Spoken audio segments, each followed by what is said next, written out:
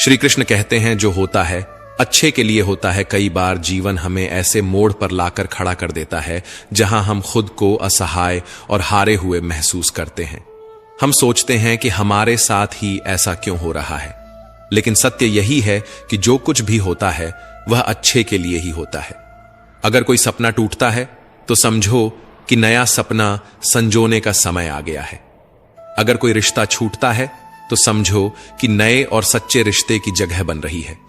अगर कोई अवसर हाथ से निकलता है तो यह संकेत है कि उससे भी बेहतर अवसर तुम्हारी प्रतीक्षा कर रहा है।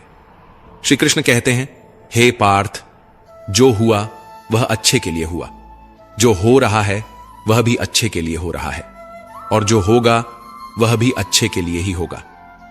हर परिस्थिति में छुपा संदेश समझो।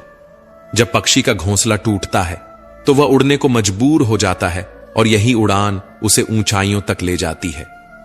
जब कोयले पर दबाव पड़ता है तभी वह हीरा बनता है। जब रात सबसे काली होती है तब सूरज निकलने वाला होता है। श्री कृष्ण कहते हैं, जीवन अपने आप सुंदर नहीं बनता, इसे संवारने के लिए हमें प्रार्थना, विनम्रता, त्याग और प्रेम जैसे गुणों को अपनाना पड़ता है। यह संसार नश्वर है, परंतु हमारे कर्म अमर हैं। हर नई सुबह एक नया अवसर लेकर आती है, लेकिन जो बीत गया वह सिखाने के लिए था। जो आने वाला है वह बीते हुए कल से बेहतर होगा। बस इस विश्वास को कभी टूटने मत दो। चिंता करना केवल मन को व्यस्त करता है। इससे न तो कल की समस्याएं सुलझती हैं और ना ही आज का सुकून मिलता है। हम अक्सर वही खोने से डरते हैं जो हमारे पास होता ही नहीं।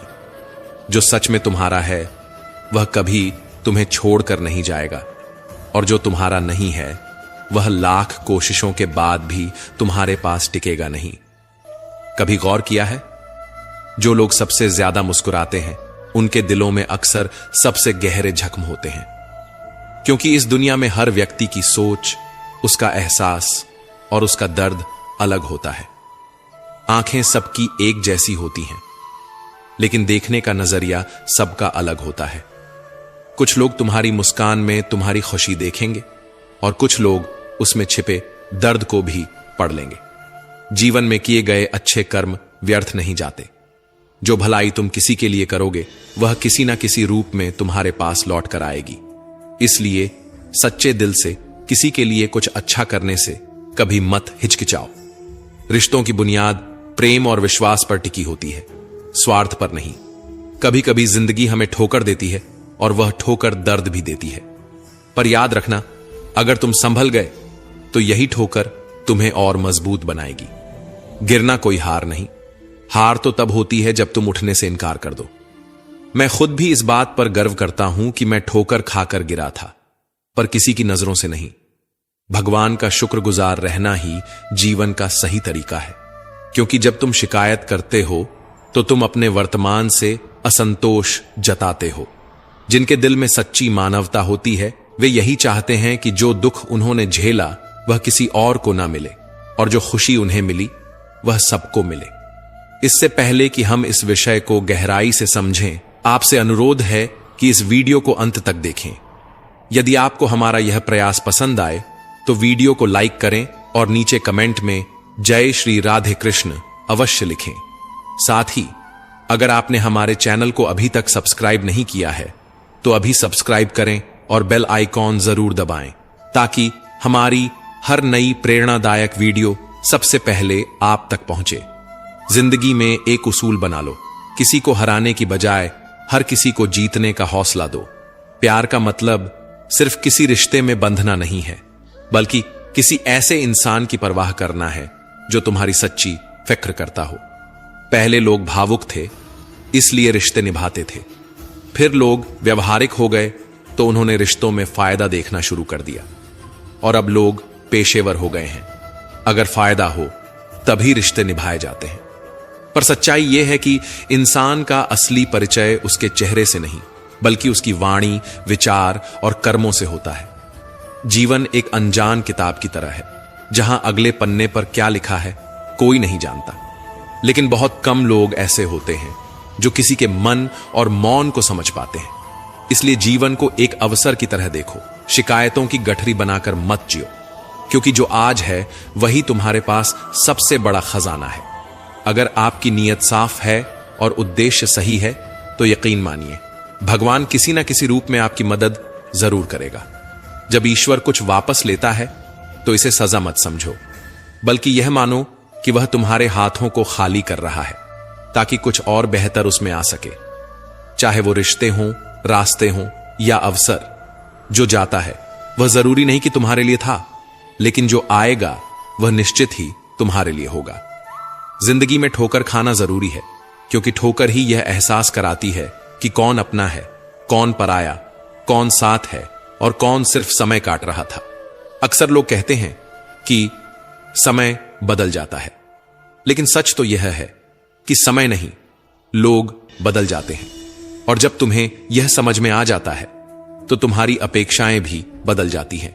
अब ना तो ज्यादा लोग अच्छे लगते हैं और ना ही किसी से अधिक अच्छाई की उम्मीद रह गई है। रिश्ते उन्हीं से रखो जो तुम्हारी इज्जत और सम्मान करें, क्योंकि भीड़ बढ़ाने से कोई फायदा नहीं है। कुछ लोग साथ रहकर भी अपने नहीं होते और कुछ लोग दूर रहकर भी हर पल तुम्हारे साथ होते हैं। कभी कभी सबसे बड़े धोखे हमें वहां मिलते हैं जहां हमने सबसे ज्यादा भरोसा किया होता है। लेकिन याद रखना, तुम्हारा आत्मसम्मान सबसे महत्वपूर्ण है, इसलिए खुद को उन लोगों से बचाओ जो तुम्हें बार बार गिराने की कोशिश करें। श्री कृष्ण कहते हैं, उन्हें छोड़ देना ही सही है जो तुम्हारे अस्तित्व का मूल्य नहीं समझते। हर किसी को खुश करने की कोशिश मत करो, क्योंकि जो तुम्हें सच में चाहता है वह तुम्हें बदलने की नहीं, समझने की कोशिश करेगा। जीवन में सत्य के रास्ते पर चलो, धैर्य रखो और अपनी मंजिल की ओर बढ़ते रहो। परमात्मा के न्याय पर भरोसा रखो, क्योंकि जो आज तुम्हारे खिलाफ है कल वही तुम्हारी कहानी से प्रेरणा लेगा। हर परिस्थिति में शांत मन से समाधान ढूंढने की कोशिश करो, क्योंकि जल्दबाजी में लिया गया निर्णय अक्सर पछतावे का कारण बनता है। जगत में प्रत्येक व्यक्ति किसी न किसी प्रकार की निर्बलता लेकर आता है।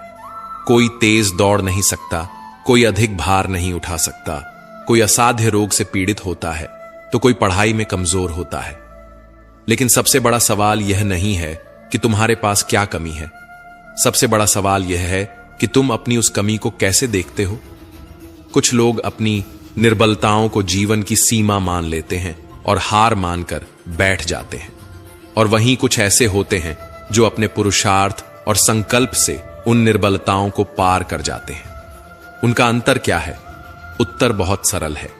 जो व्यक्ति अपनी निर्बलता से हार मान लेता है वह वहीं रुक जाता है, पर जो व्यक्ति अपनी कमजोरियों से लड़ता है वह उन्हें पार कर आगे बढ़ जाता है।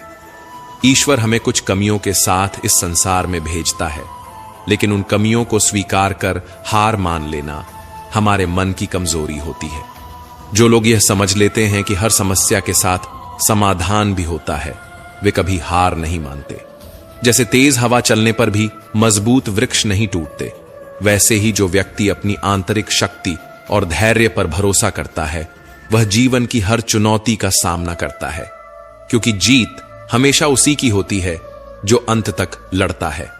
श्री कृष्ण कहते हैं, जिस व्यक्ति में ज्ञान की कमी होती है और ईश्वर के प्रति श्रद्धा नहीं होती, वह जीवन में सच्चा आनंद और सफलता प्राप्त नहीं कर सकता, क्योंकि ज्ञान केवल पुस्तकों में नहीं, अनुभवों में भी होता है, और श्रद्धा केवल मंदिरों में नहीं, कर्मों में भी होती है। जब तक मनुष्य अपने जीवन में संतोष को नहीं अपनाएगा, वह सदा अधूरेपन का शिकार रहेगा। ईश्वर ने हमें जो भी दिया है वह हमारे लिए पर्याप्त है, यही सबसे बड़ी सच्चाई है। हम अक्सर जो नहीं है उसी के पीछे भागते रहते हैं, लेकिन जो हमारे पास है उसकी कद्र करना भूल जाते हैं।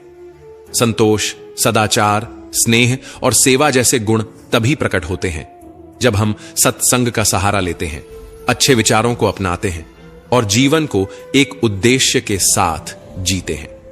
ईश्वर से की गई प्रार्थना का अर्थ यह नहीं कि वह हमारी स्थिति तुरंत बदल देगा, बल्कि उस प्रार्थना से हमारे चरित्र में बदलाव आता है। हमारी सोच बदलती है, हमारे विचार बदलते हैं, और जब सोच बदलती है तब परिस्थितियां भी स्वयं बदलने लगती हैं। इसलिए केवल हाथ जोड़ने से कुछ नहीं होगा, मन को भी झुकाना पड़ेगा। हमारी बातें इतनी मधुर होनी चाहिए कि अगर कभी हमें उन्हें वापस लेना पड़े तो वह कड़वी न लगे। शब्दों का घाव तलवार से भी गहरा होता है। लोग तुम्हारी बुद्धिमत्ता को भूल सकते हैं, तुम्हारी उपलब्धियों को भी भूल सकते हैं, लेकिन कैसे बोले थे यह हमेशा याद रखते हैं। अपने जीवन में थोड़ा स्वाभिमान रखना भी जरूरी है, अन्यथा लोग आपको उन जगहों पर भी दबाने की कोशिश करेंगे जहां आपका अधिकार है। भगवान कृष्ण ने कहा है कि जो व्यक्ति दुख और सुख को समान रूप से देखता है और इंद्रियों के विषयों से विचलित नहीं होता, वही मोक्ष का अधिकारी है। जो चीजें तुम्हारे नियंत्रण में नहीं हैं, उनमें समय बर्बाद करना मूर्खता है। दुनिया में हर किसी को खुश करने की कोशिश मत करो, क्योंकि यह असंभव है। जब तक आप खुद से हार नहीं मानते, तब तक दुनिया की कोई ताकत आपको परास्त नहीं कर सकती। आप कमजोर नहीं हैं, वक्त ऐसा है और वक्त बदलता है, इसके साथ परिस्थितियां भी बदलती हैं। इसलिए बिना थके, बिना रुके अपने कर्म करते रहो। कोई भी किसी और के सपनों को पूरा करने के लिए इस दुनिया में नहीं आया है। हर कोई अपनी तकदीर और हकीकत बनाने में लगा हुआ है। अगर सफलता तुम्हारे हाथ नहीं आ रही है, तो इसका मतलब यह नहीं कि वह तुम्हारी नहीं है। इसका अर्थ सिर्फ इतना है कि तुम्हारी कोशिशों में बदलाव की जरूरत है। जीवन में प्यार और नफरत दोनों के बीच संतुलन बनाए रखना जरूरी है। जब दोनों ना हो, तब चीजें और भी स्पष्ट हो जाती हैं, क्योंकि जब तुम नफरत में जकड़े होते हो तो कुछ देख नहीं पाते, और जब प्यार में डूबे होते हो तो बहुत कुछ अनदेखा कर देते हो। जीवन ठहराव और गति के बीच का संतुलन है। कभी रुको, सोचो, फिर आगे बढ़ो। जब मैं कहता हूं कि तुम देवी देवता हो, तो इसका अर्थ यह नहीं कि तुम पूजा के पात्र हो। इसका अर्थ यह है कि तुम में अनंत संभावनाएं हैं। तुम्हारी क्षमताएं सीमित नहीं हैं, बल्कि अनंत हैं। अगर कोई कहता है कि तुमसे कुछ नहीं होगा, तो याद रखना, तुम्हारी शक्ति को जानने वाला तुम्हारे भीतर बैठा है, बाहर नहीं। गीता में श्री कृष्ण कहते हैं, जल की एक छोटी सी बूंद अगर जलते तवे पर गिरे तो वह तुरंत भाप बनकर उड़ जाती है, लेकिन वही बूंद यदि कमल के पुष्प पर गिरे तो वह मोती की भांति चमक उठती है। यह वही बूंद है जो अगर किसी मृत व्यक्ति के मुख में गिरे तो गंगा जल बनकर उसे मोक्ष प्रदान कर देती है, परंतु यदि वही बूंद किसी सर्प के मुख में गिरे तो वह विष में बदल जाती है। हर परिस्थिति में वह बूंद केवल जल की बूंद ही होती है, लेकिन उसका परिणाम बदलता है केवल उसके संग के कारण। संगति में वह परिवर्तन की शक्ति होती है जो हमारी पूरी दिशा बदल सकती है। यदि एक जल की बूंद का भविष्य उसकी संगति तय कर सकती है, तो मनुष्य क्यों नहीं? अच्छी संगति ऊंचाइयों तक ले जाती है और बुरी संगति अधोगति की ओर धकेल देती है। अगर आप बुरे लोगों के साथ रहेंगे तो या तो उनके शिकार बन जाएंगे या खुद उन्हीं जैसे बन जाएंगे। इसीलिए जीवन में यह सुनिश्चित करना अत्यंत महत्वपूर्ण है कि आप किन लोगों के साथ समय बिता रहे हैं, क्योंकि संगति ही आपकी सोच, आपके कार्य और अंततः आपके जीवन की दिशा तय करती है। कभी सोचा है क्यों कुछ लोग बड़े होते हैं और कुछ लोग गिर जाते हैं? क्यों कुछ लोग कठिनाइयों के बावजूद सफलता प्राप्त कर लेते हैं और कुछ लोग छोटी छोटी समस्याओं से हार मान लेते हैं? यह सब उनकी सोच और संगति पर निर्भर करता है। किसी महान व्यक्ति के साथ एक दिन बिताना वर्षों की किताबें पढ़ने से अधिक मूल्यवान हो सकता है। दुख ने एक बार सुख से कहा, तुम्हारा नाम तो हर इंसान की जुबान पर है, सब तुम्हें पाना चाहते हैं। सुख मुस्कुराया और बोला, भाग्यशाली तो तुम हो, क्योंकि लोग तुम्हारे आने पर अपनों को याद करते हैं, जबकि मेरे आने पर वे अपनों को भूल जाते हैं। सुख भले ही सभी को प्रिय होता है, लेकिन दुख की भी अपनी जगह होती है। दुख हमें जीवन के असली मूल्य समझाता है। यह हमें दिखाता है कि कौन हमारे साथ है और कौन नहीं। जीवन में दुख दो तरह से आता है। पहला, तब जब हमारी कोई इच्छा अधूरी रह जाती है, और दूसरा, तब जब हमारी सारी इच्छाएं पूरी हो जाती हैं।